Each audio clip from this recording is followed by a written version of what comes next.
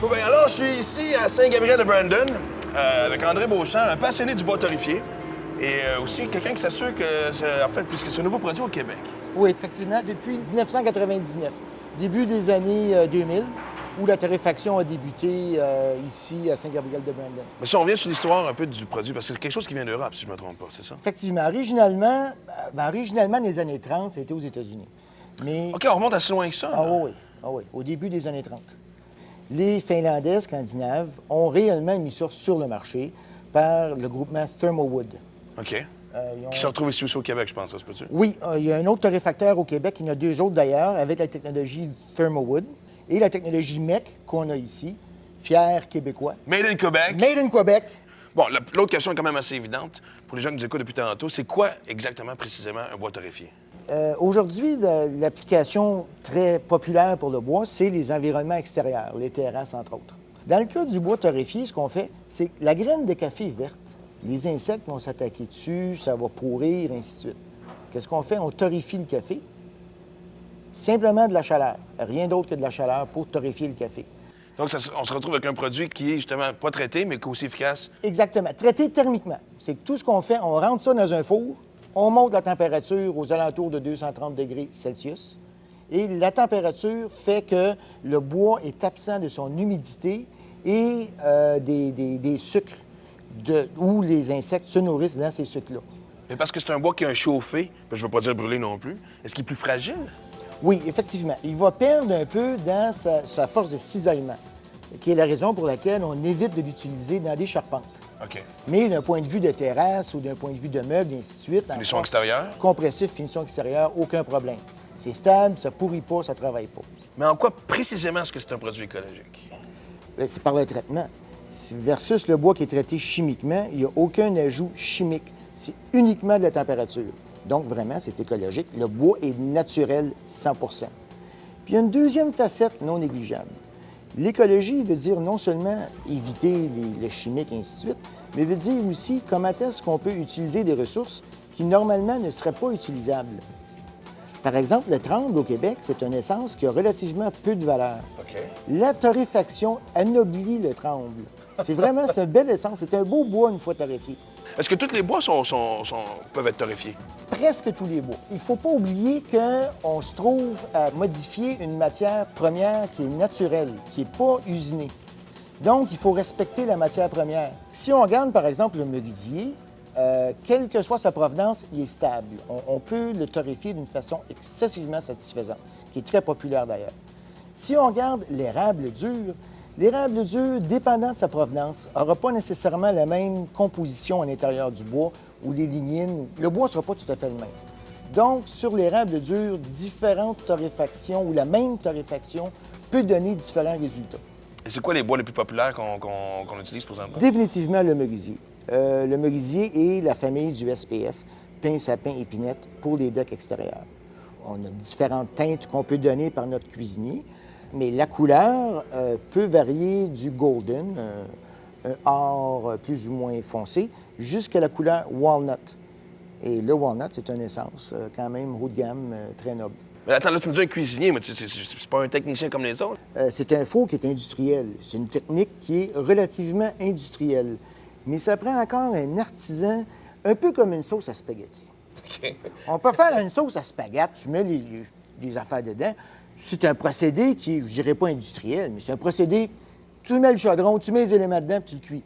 Le cuisinier peut faire une mosesse de différence. C'est un peu semblable dans le cas de torréfaction. On peut-tu rencontrer le cook? Bien, certainement. Ça ferait plus que plaisir. Je crois qu'Éric devrait être dans les parages. Ben, allons-y. On va le voir. Salut, ça va? Oui, ça va très bien. Maxime? Donc c'est toi un peu le Panoramix. Merci beaucoup. On hein. laisse entre des mains, bye. C'est le Panoramix un peu de la place, c'est ça? Ouais, c'est moi qui fais le bois torréfié, qui fait les recettes, ces choses-là. Et ça fait combien de temps justement que tu travailles là-dedans? Ici, ça fait 4 ans que je travaille ici présentement. Mais ça t'a-tu pris une formation? Tu fallu que tu ailles à la source, un petit séjour en Finlande? Non, il a fallu le développer avec des essais et des erreurs.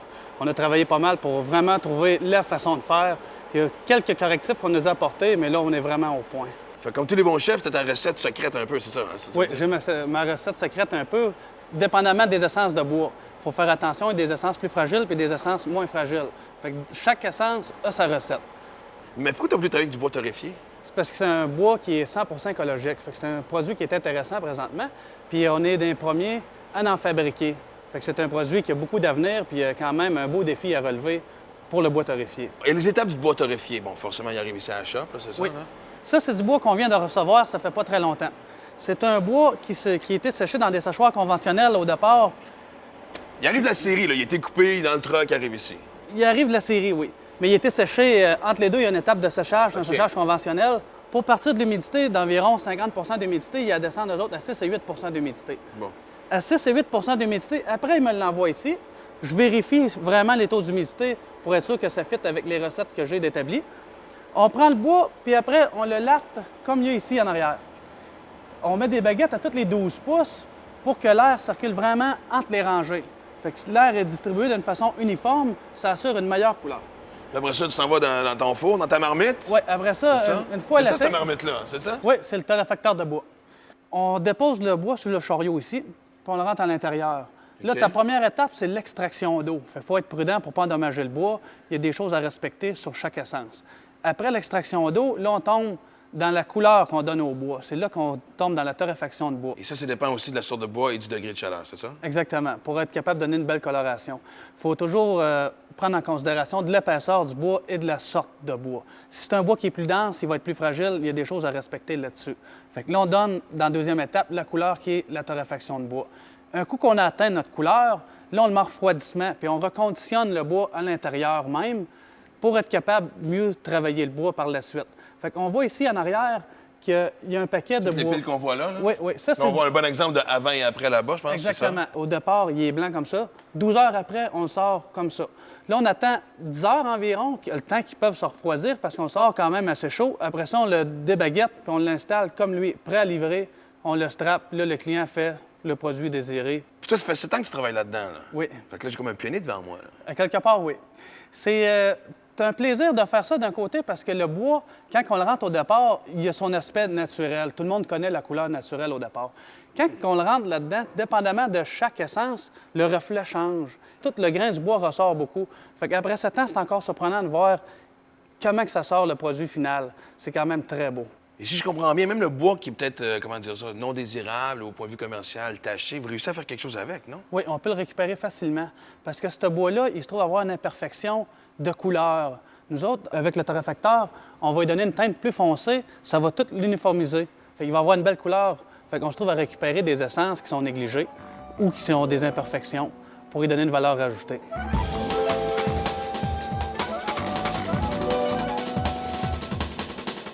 En tout cas, André, moi, je suis convaincu, puis je pense que, sincèrement, t'as vraiment un produit d'avenir entre les mains. En fait, je pense que c'est le produit de l'avenir, je me trompe pas, là. Disponible aujourd'hui. Ah oui? C'est ça qui est agréable. Facilement disponible?